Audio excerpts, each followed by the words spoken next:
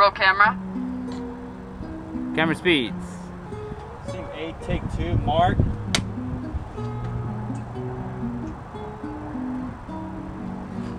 Yo, what is up, world? Mighty Beefs here. Welcome back to the YouTube channel. It is really good to see you guys. This week's vlog, I'm going to be talking about and recapping my first weekend of filming my senior thesis, Go Danny Go.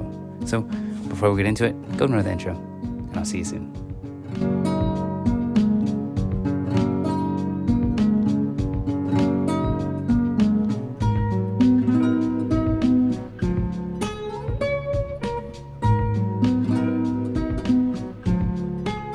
Alright, so first off, I want to talk about some of the technical things that you guys are seeing here. This is a direct feed through the camera, which is what I am recording, and this is everything that I am seeing as I am recording. And these are the technical things that I just want to break down and kind of give you guys a better understanding of what I'm looking at and what it means and why I, as a cinematographer, am paying attention to most of these things, if not all of them.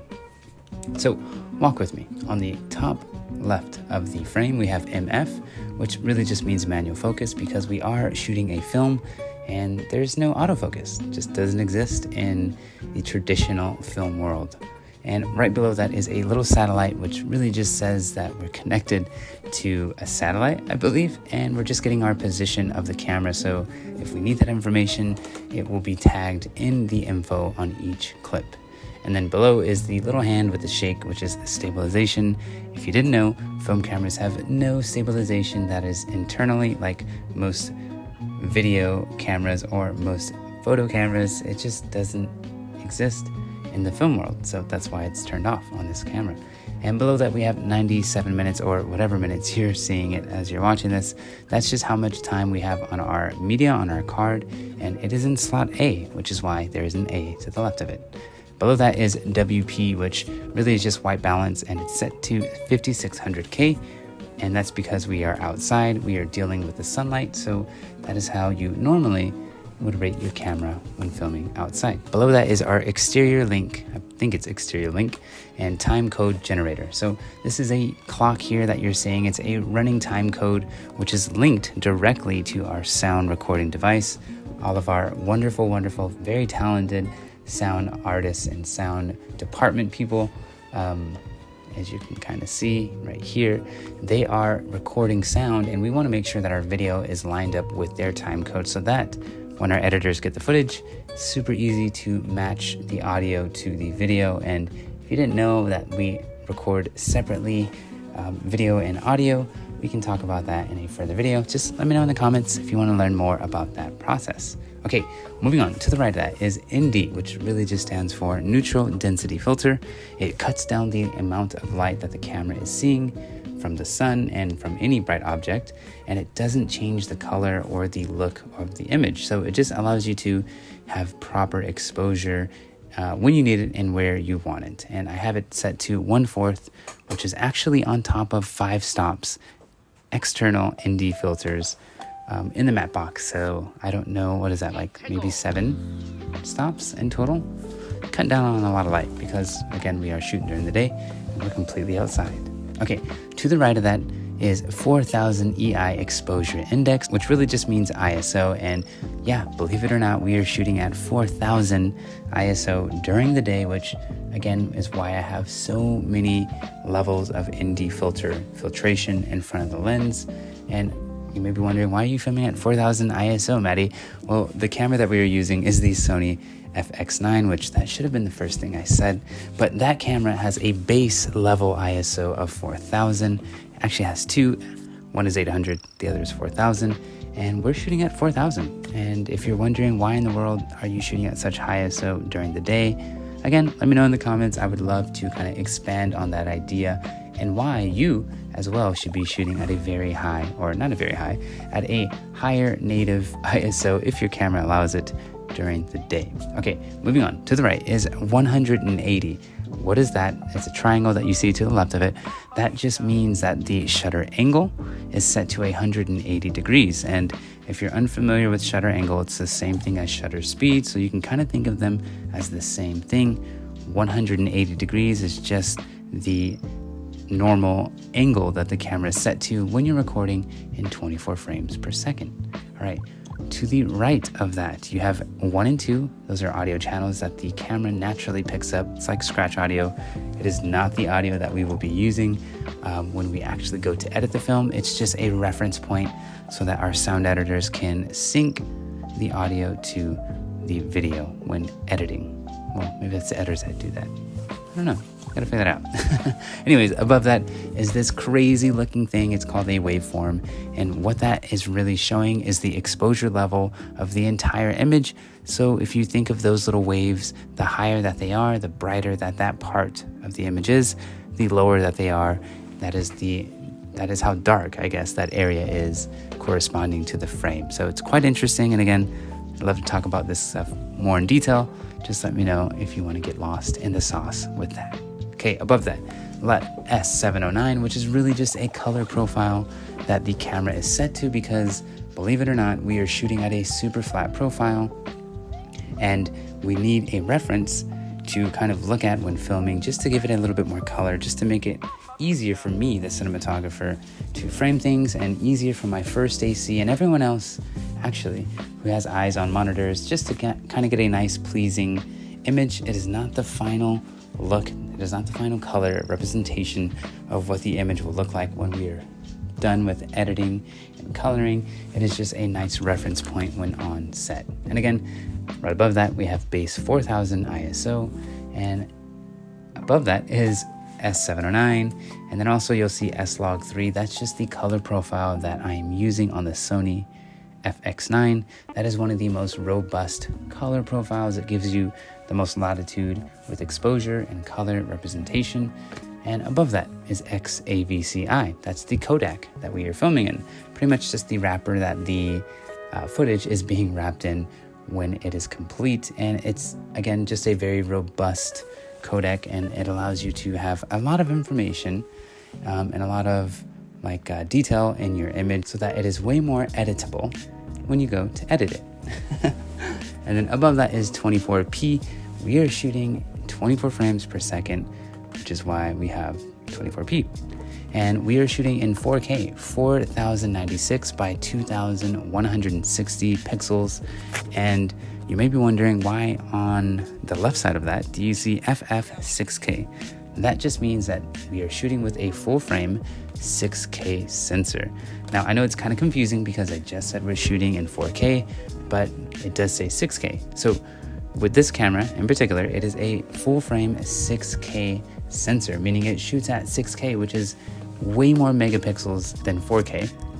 But what this camera does is it films it at 6K and it downsamples it to 4K, which really just means it's a super clean image.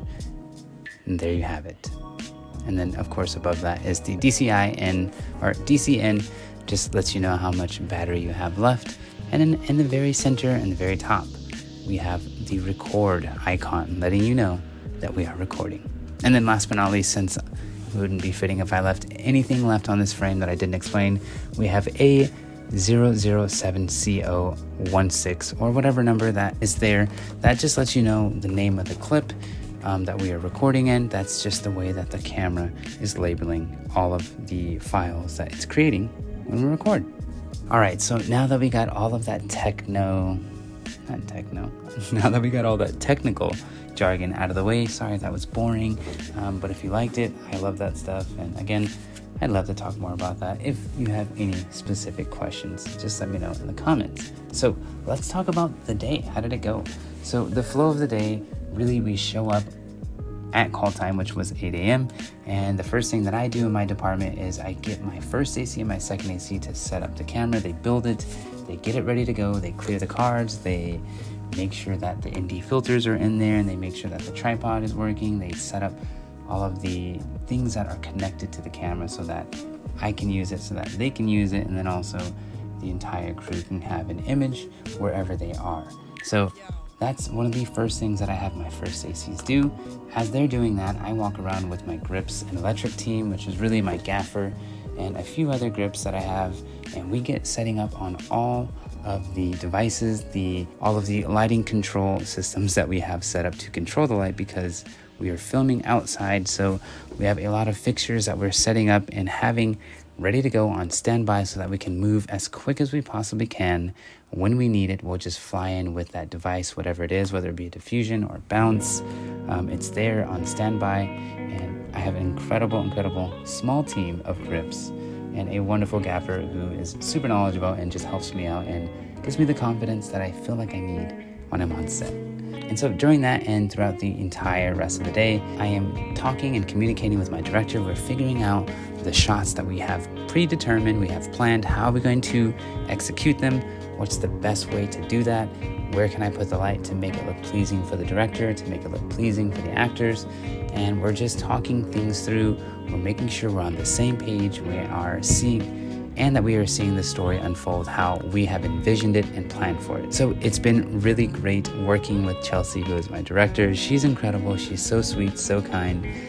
She's so understanding, and she listens to me and I listen to her, and we just have this really healthy relationship between director and cinematographer. So I want to talk about some of the proudest moments, I guess, of the first weekend of shooting. Really was just coming together with a team and getting rolling on our first weekend of production. It can be very scary. There's a lot to think about, a lot to consider, but we did such a wonderful job working together. So honestly, I was just really proud how we moved together as a unit, as a team, and then also, of course, the images that we were creating. I was super excited to be working with the sun and kind of staying on schedule with the sun path and with all of the obstacles that we were faced with. So definitely will have to say that was my proudest moments. And some moments of uncertainty, I guess. We can't have any good without the bad, or the bad without the good. So some uncertainties that I did run into definitely was like the cloud coverage coming in and out and making it a little bit difficult and tricky for me to expose the image properly. Because if you think about it, if I get one shot exposed perfectly, we move on to the next shot. Maybe the sun is now hidden behind the clouds, and now it looks completely different. So I got to figure out a way to stitch the two together, how to make this one shot, this one scene, cut seamlessly to the next one. So that's been kind of some uncertainty, and that will continue to be the flow of my entire thought process as we continue to film each weekend for the next 3 weekends. So yeah, it's a challenge that I'm so excited for, because it's not easy filming during the day. And I think if I can understand how to properly expose things during the day with sunlight, and with sunlight being hidden by the clouds, I think I'm going to come out of this entire experience a much better cinematographer. So I'm excited to just learn and grow. So yeah, that's all that I have for you guys this week. I hope you enjoyed these incredible BTS videos and stills that I have shared with you all. And yeah, we are still accepting donations. If you are able to donate, please see the link in the description below. Help us bring this story to life, because there's a lot of us that are working on this, and it's not a cheap endeavor. So anything helps. I hate that I even have to ask. It feels weird asking, but I'm so grateful. My team is so grateful for those of you who have given, and those of you who are just giving support, whether it be money, whether it be prayers, whether it be text messages, checking in how I'm doing. We just appreciate everything. So yeah, if you guys enjoy this week's vlog, you know what to do. Go and do a super jump on that like button down below, and also get subscribed to the YouTube channel, because every single Wednesday is a brand new vlog. I'm Eddie Beeves, a cinematographer / student, and I will see you all in 7 days. Bye, Don. That's a cut. Have cuts. Next one, that last one. Yeah. Moving on. All of them are good, I mean. Next. We're moving on. Yes. All right, let's let her up. We're going to move on to insert of disgruntled worker. Thank you.